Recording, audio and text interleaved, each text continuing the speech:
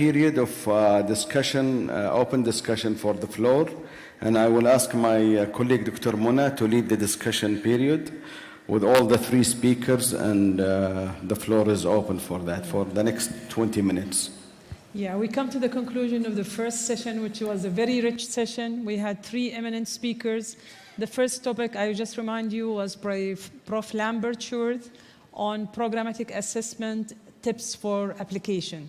The second speaker was Colin Greengrass, and the topic was about how to design a curriculum towards clinical reasoning. The third talk was about the science and art of communication skills. So please, if you have a question to any of the three speakers, just go ahead. Yes, please. Please.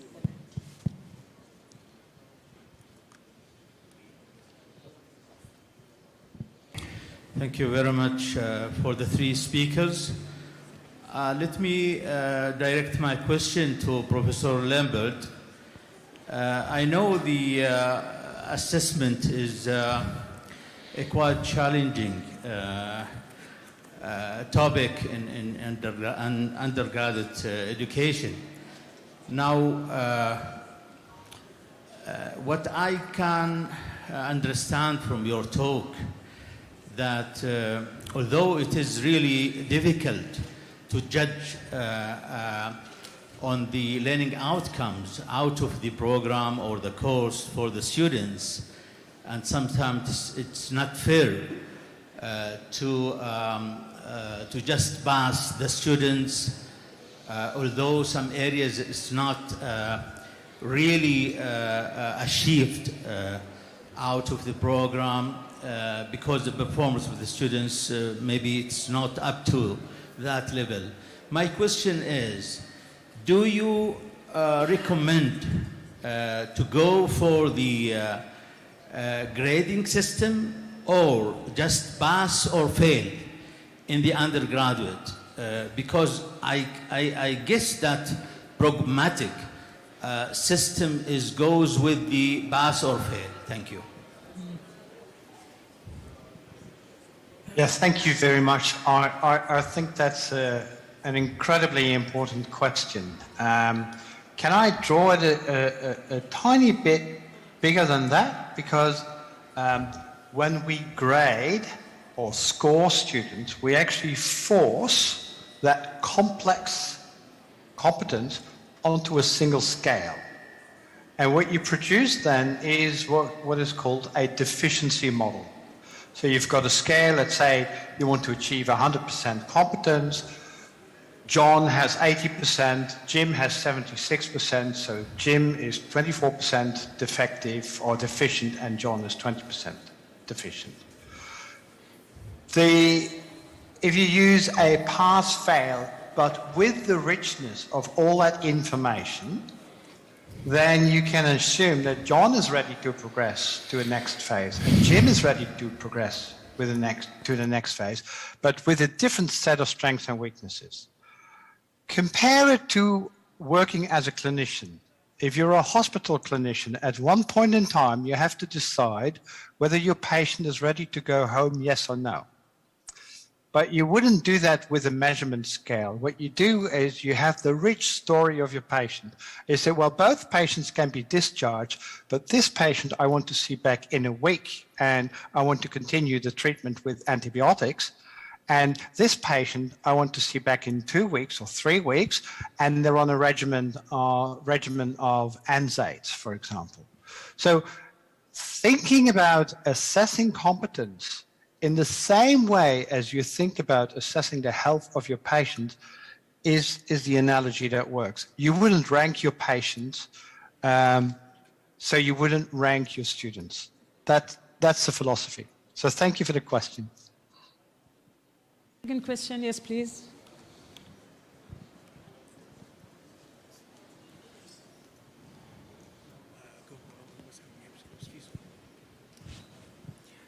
Thank you very much, Dr. Greengrass. Can you please introduce yourself? I'm Mohammed Al-Na'mi from King Saud University. I'm very pleased to be joining this conference. And my question directed to Dr. Greengrass. It was interesting to link the neurophysiology to the teaching, learning, and assessment, as well as curricula.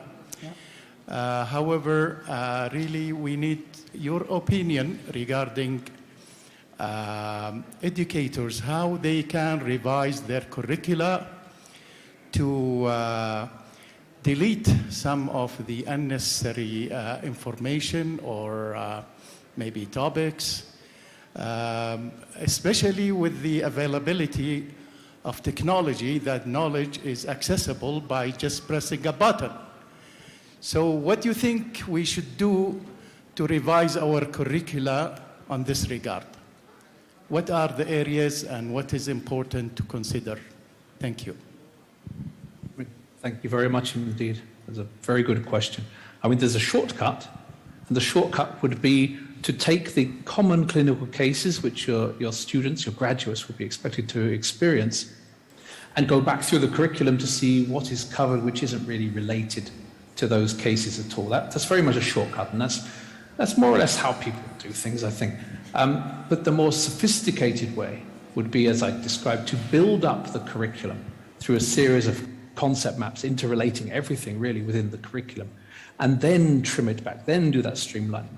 Because what that would really, it would do more than just removing. It would also minimize content. So if we're trying to do that in a kind of a way which is not really organized systematically, we may miss things which should have been, which are not a component of that particular case, but they're a kind of subcomponent of case you do need to cover.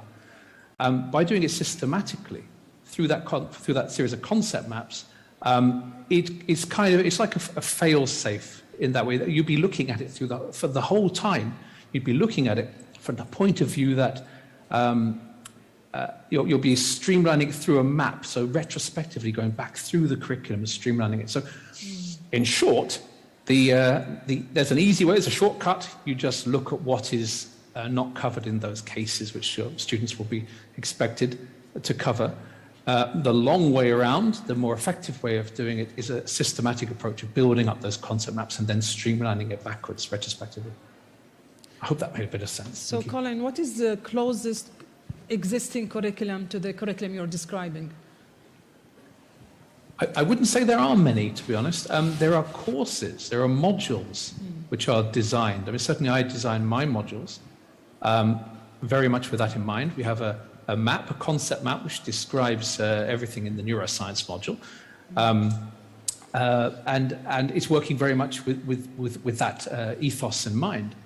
And also addressing some of the prerequisite sciences which are required for understanding of the area. An entire curriculum. Universities hold on tightly to their curricula, so you can't really see exactly what's going on in any curricula. But there's not a great deal of to have an entire curriculum based on that is rare, is very rare. Individual modules, yes, but an entire curriculum is rare. Thank you. There's one question here, please. Can you have the microphone?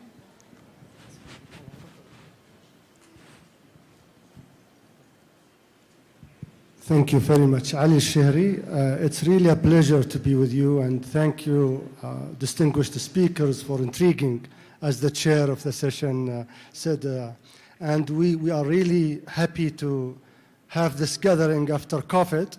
So I take this opportunity to thank the organizing committee, particularly Dr. Abdulaziz and Dr. Mina, for a well done job. It's very, very important topics we have discussed here, or you presented: assessments, curriculum, and communication. As you have indicated, assessment determines learning, whether it's deep or superficial. But as Lambert said, that in assessment, the sum of parts do not equal the whole. So my question here for Lambert, is there a role for technology, particularly artificial intelligence, and sorting that issue and it fit well with Colin's presentation and very complex curriculum schema. I like the schema, which is a systematic, structured way of enabling our students to think systematically and structurally, but also it's posed questions of validity, reliability, generalizability. So back to you. Maybe this question relates to the three speakers. Thank you.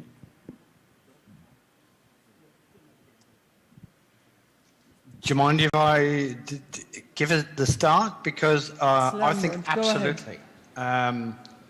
What we tend to do is, if we want to collate and synthesize information, we're looking at things that are obvious to us. And I won't talk about schemata. Colin knows a zillion times more about this than I do. But we look with our scripts and our schemata, and we look for things that we can connect. But if you talk about learning analytics, for example, you get a different way of connecting information. The risk or the danger in that would be just trusting the learning analytics and leaving out human judgment. And I think when you combine learning analytics and you combine human judgment and you extend the number of possible patterns that you can see in the development in the competency domains, you actually have a complementary system.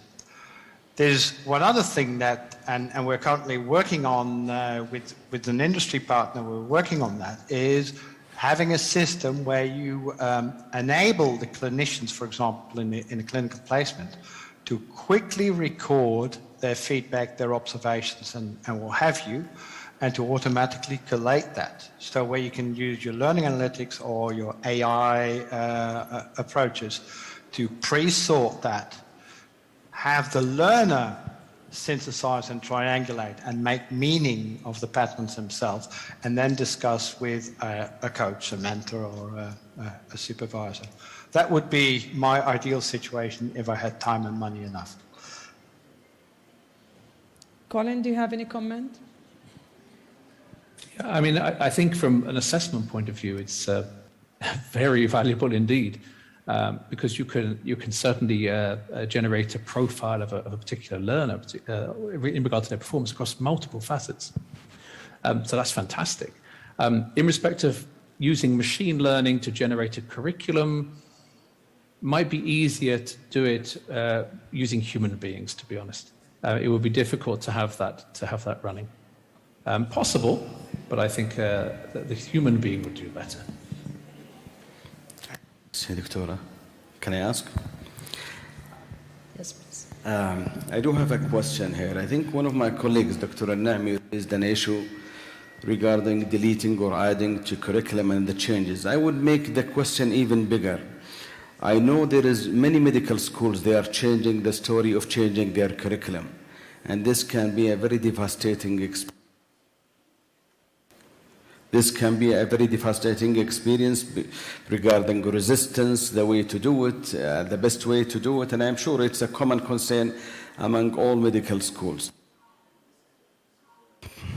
This is an open question for all our speakers here. Do we have a magic prescription that you can tell us some secrets how to make these changes doable in a reasonable time and successful with the minimum victims down the roads? I could go ahead on this one, maybe. Yes, I have the experience. And in Saudi Arabia also, introducing these concepts into some of the universities which I collaborated with and worked at. I think it does work. Certainly if you're having a systematic approach, you get people on board. If it's based on mere opinion, taking ideas out of the ether, and it's difficult to get people on board. So having that systematic approach can carry people with you. Of course, there's always resistance, and there are people who have their pet subjects which they love to teach, but they're not really that relevant. Well, in that case, the system has to drive the curriculum reform process rather than individual preferences, and you have to be a little bit strict in that respect.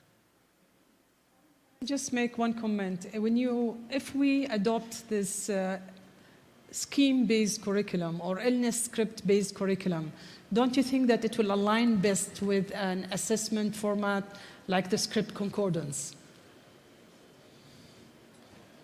Because you have made a very nice, important comment that if we design the curriculum towards clinical reasoning, and if we implement it properly but assess superficially with a very low taxonomy, then probably we are not achieving the target. Yeah, I mean, I certainly think it would be a valid approach to use script concordance testing.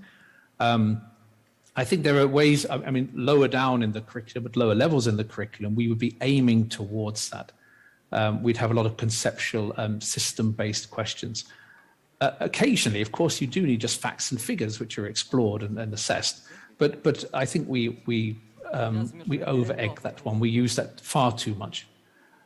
So yes, script concordance, but that's at the higher level in the curriculum. It's not at the earliest levels. But you would prepare for that with similar types of questions, problem-solving questions, prior to that. I think, Lambert, you were shaking your hand, so I'm sure you have a comment. Go ahead. Yes, and I mean, in assessment, we tend to make a distinction between clinical decision-making and clinical reasoning.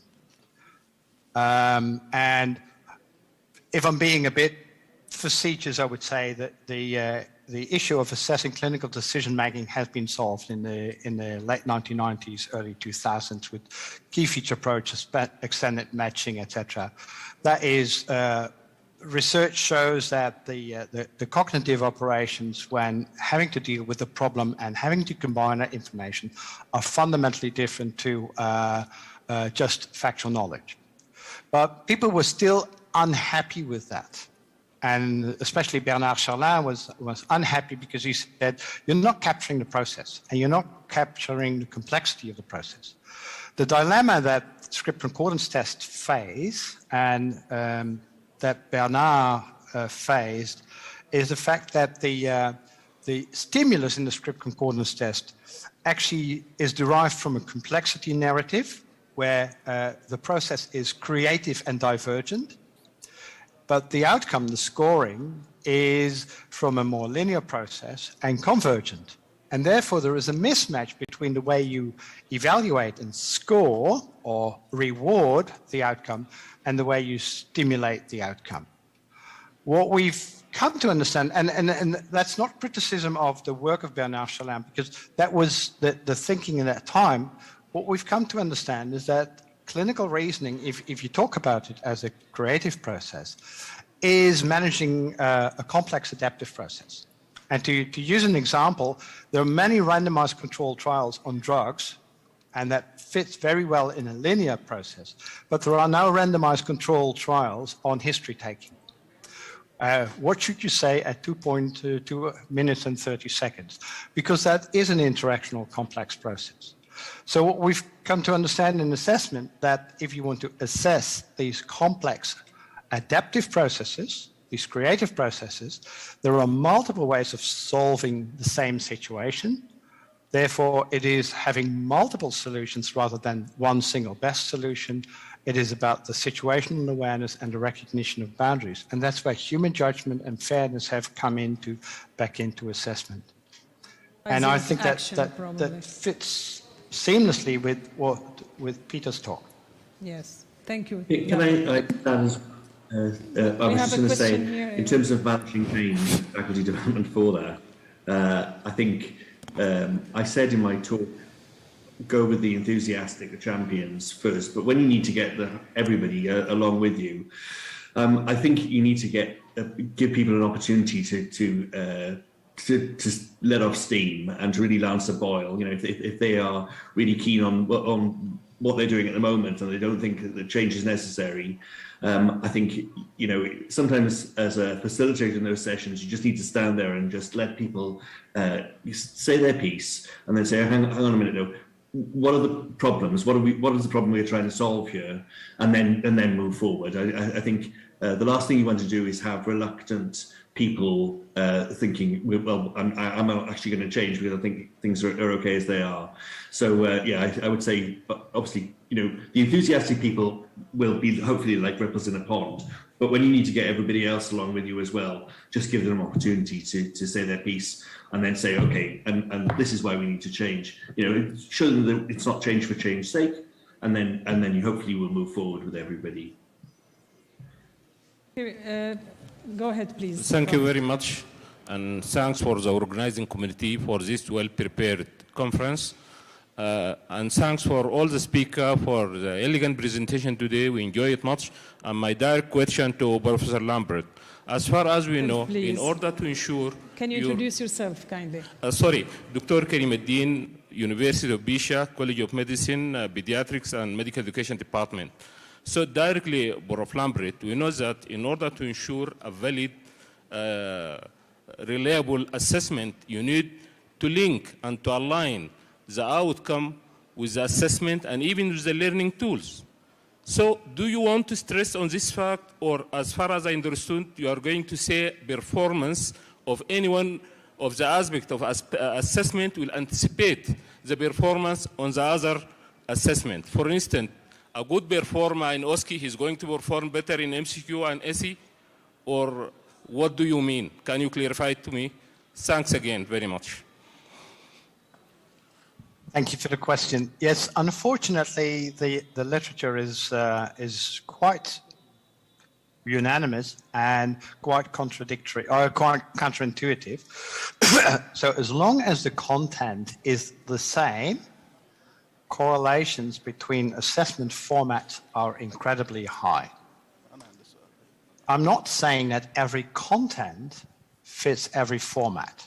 So if you present a case to a student and you want them to spontaneously diagnose a masked depression, a multiple choice option or a multiple choice question clearly is not going to cut it. But adapting the format to what you try to ask is better than adapting what you want to ask to a format, or believing that multiple choice questions are better or worse than open-ended questions. The literature, unfortunately, doesn't say so. And the example I used with the diabetes mellitus and the history taking and the physical examination shows that rather than saying your sodium level is too low and your glucose level is too high, so because those are both lab tests, we're going to average them.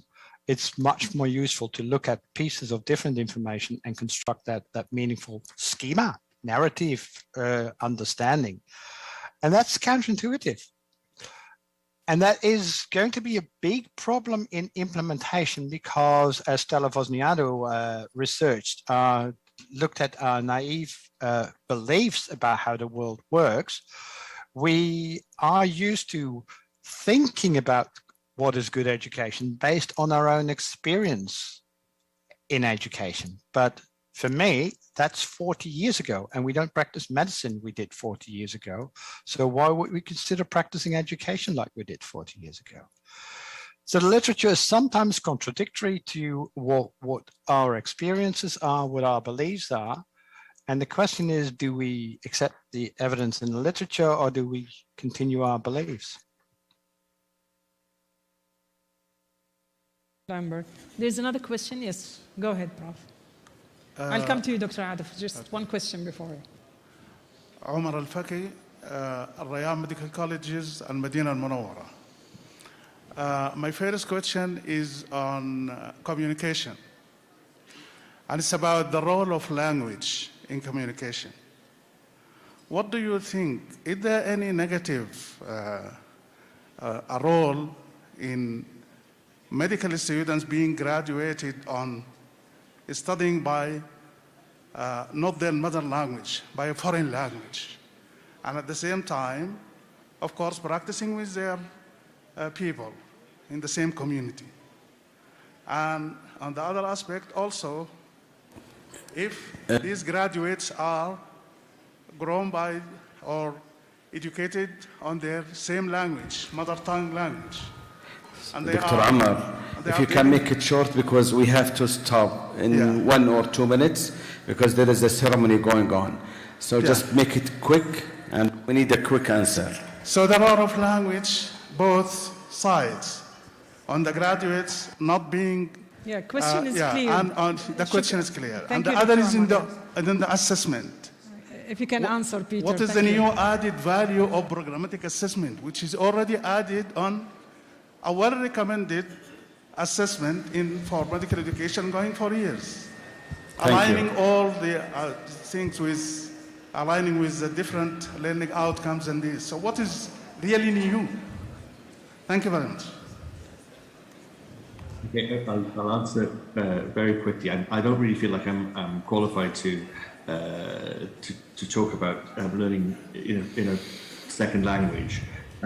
What I would say, though, is that I live in Germany at the moment. All undergraduates are expected to speak English because the textbooks are not translated, and that's in any subject. So I think when we talk about in a foreign language, we're talking about English, and I think maybe we just need to think of that as the lingua franca for research and scholarship.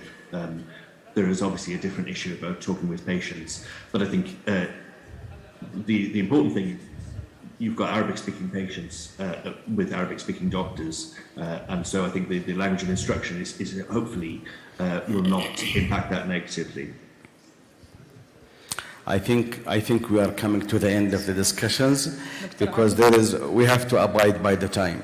I would like to thank all the speakers and all the audience for this excellent presentations, excellent active participations, and I guess we have to conclude at this moment to finish the first sessions today.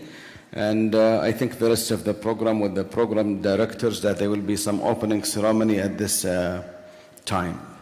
Thank you very much for everybody. Thank you. Thank you. Thank you very much.